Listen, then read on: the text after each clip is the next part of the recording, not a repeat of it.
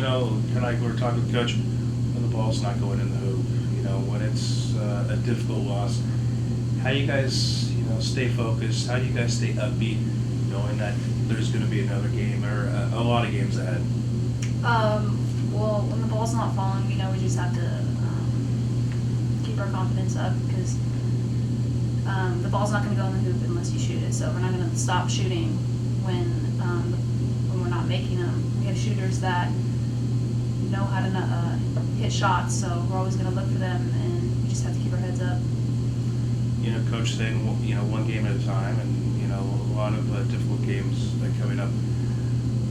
Facing difficult teams, especially the one on Friday. How do you guys, prepare, and how do you stay, upbeat with the attitude of, hey, we're going to be successful not only Friday but the next day and the next day?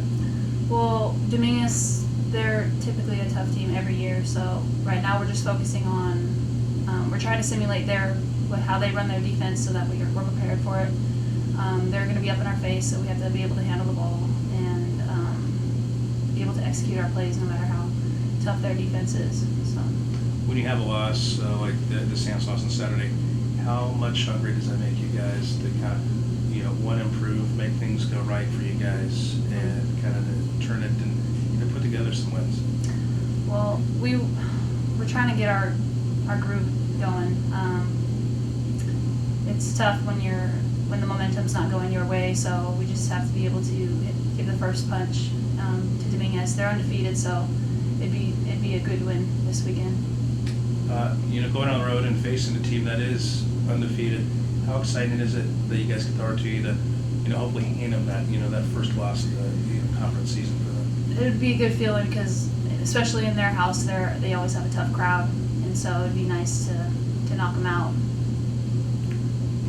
Kelci, how hard is it for this team to get to kind of know their identity? Clearly, you showed up last year, and it was Kirsty's team, and she was the floor general, and she made everyone's jobs easier, I guess you could say. But this team, obviously, a lot of new faces, at least in the starting lineup, and you as a senior, how do you guys try to identify who you are? Because at times it seems like this team may have an identity crisis. Not a crisis, but it's just, it's a little different than last year, I guess.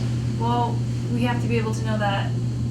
Know our shooters. We know our shooters, so we have to be able to set them up, like Coach was saying. We have to be able to attack the middle and kick it out and give them an easier shot. And that'll make it easier for our shooters. And then we just have to be able to get inside for our post players like Taylor. She brings a presence that I think could be really helpful. So we have to know to get it inside when she's open or kick it out to our shooters when they're open. You've got a ton of game on each end of the court. In fact, Megan told me you're the strongest of the Lady Lumberjacks out there on the court. But how do you get the most out of your game so you can be a little more consistent yourself? Because we've seen, a lot of the time you're dynamic on both ends of the court, and then sometimes it's been a little bit of a struggle. How do you be the best you can be so you can give this team your all?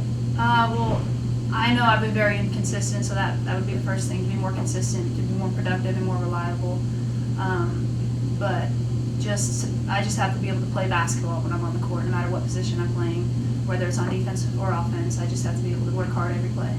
You guys know when you're at your best, you can beat anybody. So I'm sure it's nice to know the challenges there, that if you guys just play your game the best you can beat anybody with some tough games coming up. What's the talk amongst the team so you guys can bring your best effort and play winning basketball as you head out on the road here?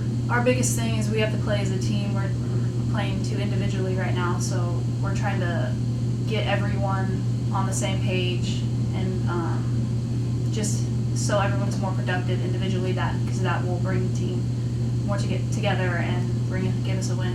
What do you guys think you did different against Chico when you have 4 players in double figures and the scoring seemed to be lots of assists, go for the best option? You guys made offense look easy.